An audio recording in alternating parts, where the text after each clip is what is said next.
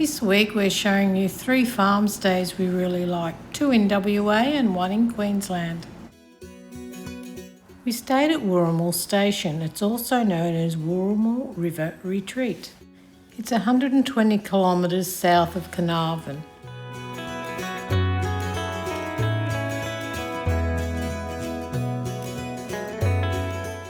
We camped on the banks of the Wooramel River. The Wooramel River is often referred to as an upside-down river due to its surface flow occurring only 2 or 3 times a year after significant inland rainfall. We were there in May and an unpowered site was $42 a night. They have a great little cafe there.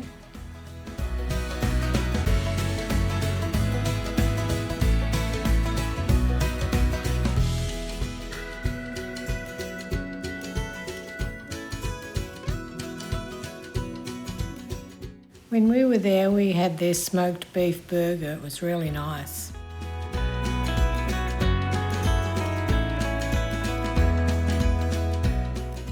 We were entertained each night by Giannis.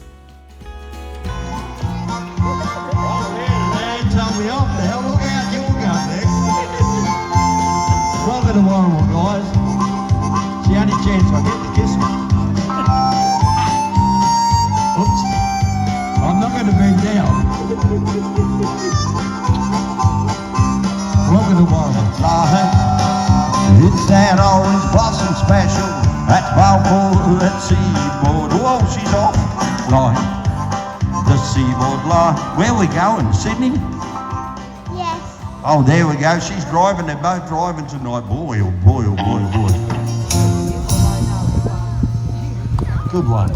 If your heart ain't busy tonight, guys, to the place where I belong, West Virginia, Mountain Mama, take me home, country road. You can relax in the artesian ball baths too.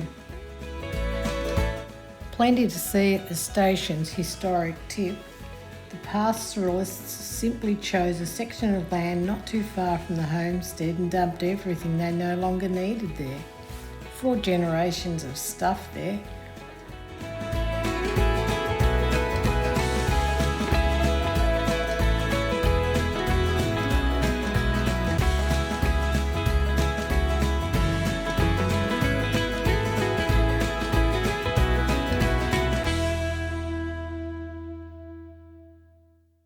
We stayed at Murchison House Station just near Kalbarri.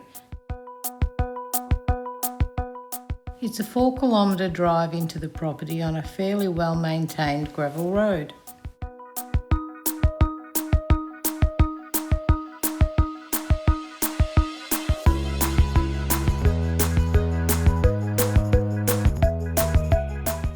The homestead campground offers unpowered sites. There's a stretch of about 200 metres along the river's edge where you camp. It's $40 a night, no power, but with access to toilets and showers. There's a camp kitchen if you need one, and there's also plenty of fresh drinking water. There's fire pits and free barbecues too.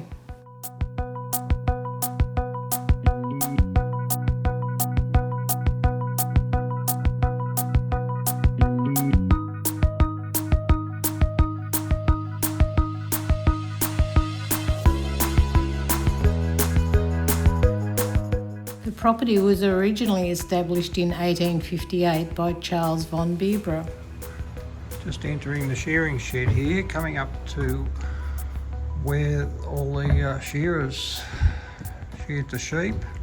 Obviously the sheep used to come out this gate here and sheared here with these mechanisms, and then down the chute the sheep would go once he's shorn. So it was a pretty productive setup they got here.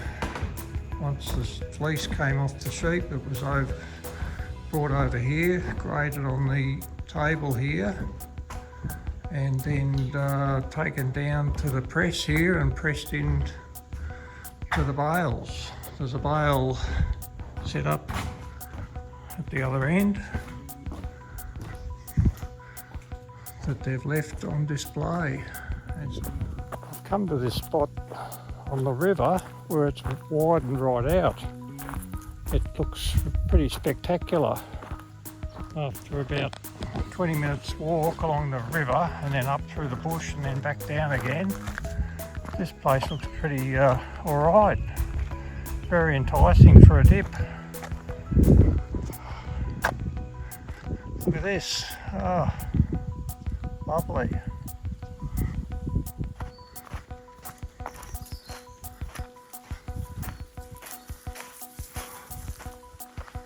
Oh, now I'm in trouble.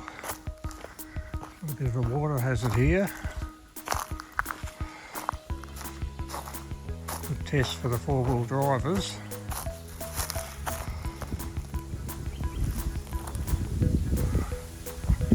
Yep, that was easy.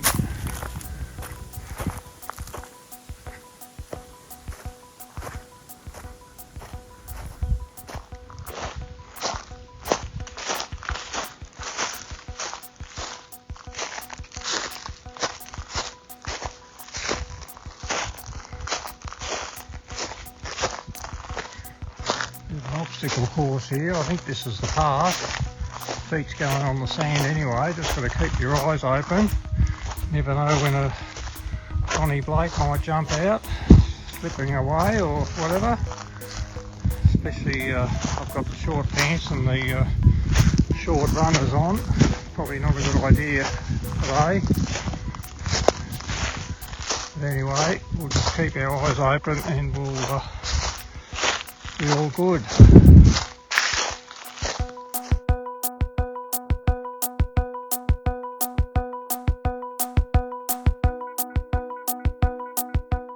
Beautiful way to end our stay there.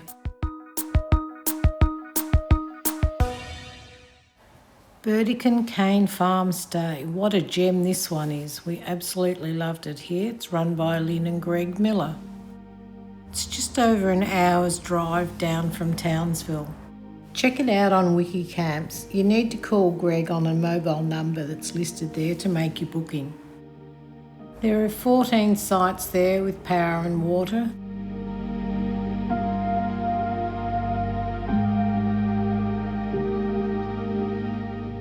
You can feed some of your food scraps to the chooks too before they're let out to roam around.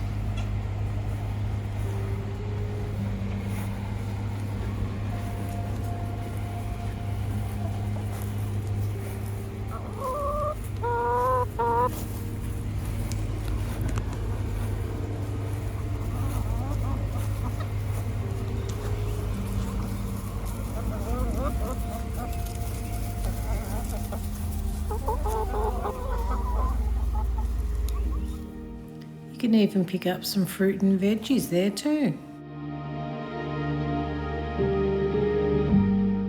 It's a really lovely setting there. A great spot to just sit back and relax.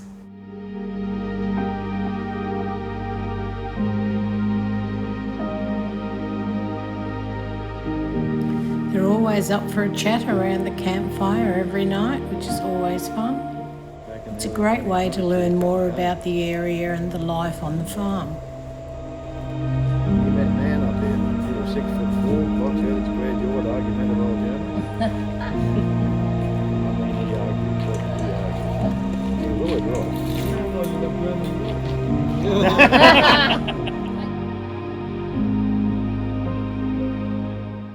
We were lucky enough to be there for a cane fire too.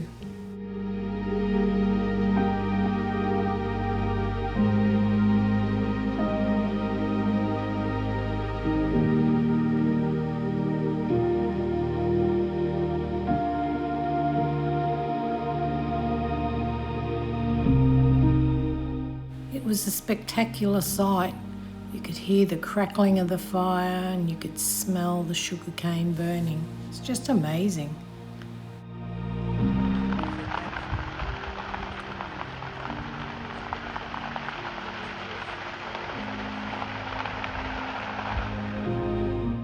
The morning after the sugarcane fire, Max went on a tour of the farm with Greg.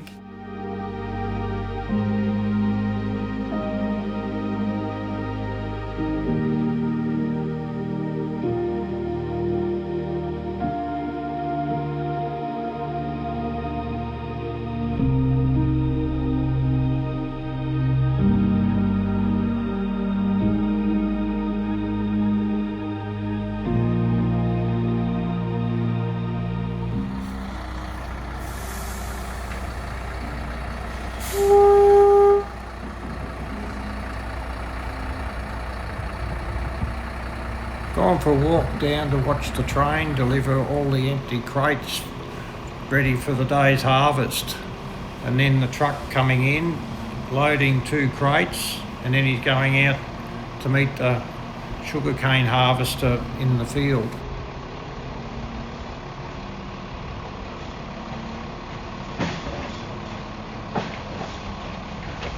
Paul's asked me to jump into the truck and go along for the ride with him to go out to the field and have a look at the actual harvesting in progress. That is just the trash. Yeah. So there's a big fan up the top there. Yeah. So as it's cut and everything falls, the heavy stuff.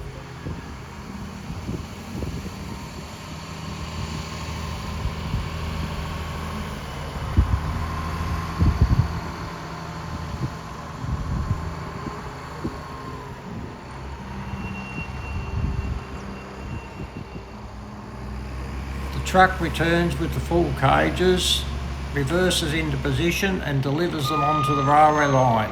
Quite clever how it is designed so that it all works under gravity.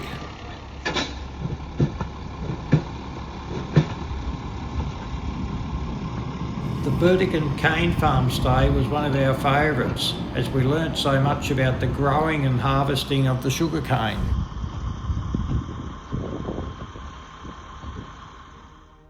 Thanks so much for watching. We really appreciate it. If you want to follow along on any of our other trips, please like and subscribe.